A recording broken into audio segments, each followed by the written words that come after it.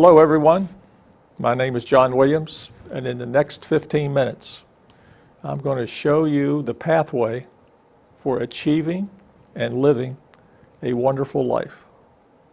A life full of happiness, joy, and contentment. As I've gotten older, I've come to realize that I haven't gotten any smarter. But I have gained some wisdom that comes with aging and dealing with the trials and tribulations, the ups and downs, the challenges of life. It's given me a certain perspective on life. And my thoughts on wisdom are reflected by a young Native American, a Blackfoot Indian named A. Hungry Wolf. And I'm going to read his quote because I want to make sure it's his words. I don't want to paraphrase it. In his words, "And only time will tell if each generation is able to improve its life with the wisdoms of the generations before." Now, I've been a teacher all my life. My passion is teaching. And with that is the desire to bring this wisdom to the younger generation. It's the most difficult teaching task I've ever tried to do. It's different than trying to show someone how to work a math problem, how to do a physics problem, but to pass along wisdom to a younger person is difficult at best. And this is what I'm going to do today. Now, a small acorn starts its life unnoticed, buried in dirt, leaves, grass. But inside that little acorn is a burning desire to become a big, beautiful oak tree and give shade and comfort to others. That same desire is in each and every one of us to reach our full potential in life. We all have it. So, what do you want in life?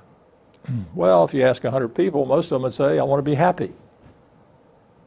Well, your subconscious mind, they don't know what that means. A lot of people say, well, I want to be rich. Again, your subconscious mind doesn't know what that means. Rich, does that mean you want $100, you want $1,000, you want $1 million? No, your subconscious does not understand that. Your subconscious mind is your computer that records and listens to everything you say, everything you think, and everything that's happened to you your entire life. And it will help you and lead you to a wonderful life if you program it properly, just like you would program a computer. So, how do I program my subconscious? Well, if I want to be happy and rich, I would say this. By the time I'm 35, I want to have $1 million in the bank in cash. And by the time I'm 40, I want to be happily married with 2 children, 2 dogs, a white picket fence, $1 million home, which I've already paid the mortgage by the time I'm 40. Now, your subconscious understands that. It understands that. Now, your conscious mind, which is just programmed, your subconscious, and that's your creative side. Now, as you go through life and you head toward that goal, that $1 million, that home that's paid for, the life in the suburbs, the white picket fence, the dogs, the family, and your conscious mind says, oh, there's a little detour over there. I think I'd like to take that little path over here. Subconscious saying, no, that's not going to get you where you want to go. You told me you wanted $1 million, you wanted a home in the suburbs, and you wanted to live in Charlottesville, Virginia. That path will not get you there. That's a diversion. So in order to live your dream life, you have to have a dream if you want to make a dream come true. Now, you have to know what you want. If you don't know what you want, I guarantee you, you won't get it. You won't get it. And the more you can picture your life and picture what you want and transfer that to the subconscious mind, the better chances you'll have of living a wonderful life, of achieving success in life. This is how you live a wonderful, happy life. By having successes, achieving things, setting goals, and each success prompts more success and so forth. You can program your subconscious mind to overwhelm negative thoughts that are in there. And we all have those things. We all have negative things that have happened to us. We've had negative thoughts, we've had negative things happen to us, but we can overwhelm that with positive self-talk. Okay, so let's start our journey. First thing we have to do, determine your passion. What do you really like to do? Do you like music? Do you like art? Do you like computers? Do you like animals, dogs, cats, home, family? Do you like to help people? What is it that is your passion that you want to spend your life doing? Now, once you've decided what your passion is, you have to set some goals for yourself and visualize your dream life using that passion as part of your life. Now, it may be that your passion, maybe you're an artist, maybe you're a computer guy and you want to work with computers. You want to make your money that way. You want to earn your living that way. Or maybe you want to earn your living some other way and have spare time to work with computers. And that's all fine. But you have to determine what you want. You have to determine what your passion is and then tell your subconscious in a very vivid way what you want, what your picture is. Now, the role of the subconscious mind. I'm going to try to give you an example how the subconscious works. Let's say that you've determined what you want to do in life. You determine your passion in life, and you realize that you're a pretty good athlete. You really enjoy playing tennis. So you've decided that you want to be the #1 tennis player in the world. Not on your block, #1 in the world. So you play high school tennis, you play college tennis, you turn professional, you're on the tour 3 or 4 years, and all of a sudden you're playing the best tennis of your life. You've never played better. And you find yourself at Wimbledon, you've gotten to the finals, you're playing Roger Federer in the finals, the #1 tennis player in the world, and you're about ready to take a giant step towards your goal. A step you've never taken before. And anytime you do that in your life, your conscious mind, your creative side, is always going to check with your subconscious and say, is it okay for me to take this step? And your subconscious mind, which is your recorder, it's not judgmental. It will always tell you the truth. It's going to say this. Well, you're ranked 265 in the world and Federer's #1. You've never beaten him before. And that's the truth. So your conscious mind, which wants to win very badly, says, well, I don't care. I don't need your subconscious. I'll go ahead and win anyway. Your subconscious mind controls all your involuntary motions, things in your body, things like blood pressure, nerves, heart rate, breathing rate, and all of a sudden your subconscious mind is starting to get nervous because your conscious mind is going to want to act without you. So your conscious mind, which doesn't know how to play tennis anyway, your subconscious mind knows how to play because years and years of practice have programmed your subconscious mind to hit a serve at 120 miles an hour to the backhand with topspin. So your conscious mind says, hey, I just want 120 to the backhand, topspin. Years and years of practice, you've done it. Conscious mind doesn't know how to do it. But anyway, your conscious mind takes over. Double fault. You lose. Shake Federer's hand, blood pressure comes down, not nervous anymore. So how could we change that? Well, this is what could have happened the night before. The night before you play Federer, you're in your room and you imagine yourself playing the match, hitting winning shots, playing match point, hitting the winning shot on match point, shaking Federer's hand at the end, receiving your $1 million check, signing autographs, reading your name in the London Times the next day. And you visualize it clearly. The next day you go out, you're at match point, your conscious mind says, is it okay for me to go ahead and take this step? Your subconscious says, well, you beat him last night. Your subconscious cannot tell fantasy from reality.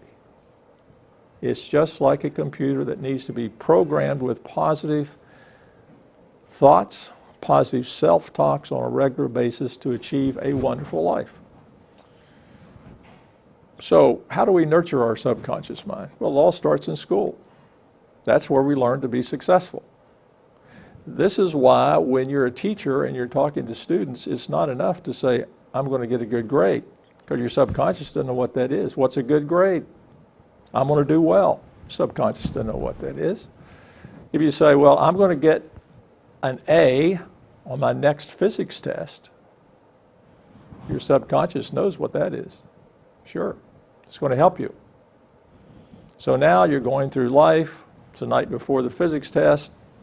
You're headed down that road to study, and all of a sudden your conscious mind says, oh, I think I'll go this way and go out with my friends and party and maybe stay out till, and you said, subconscious said, no, that's not what you said. You said you wanted to make an A.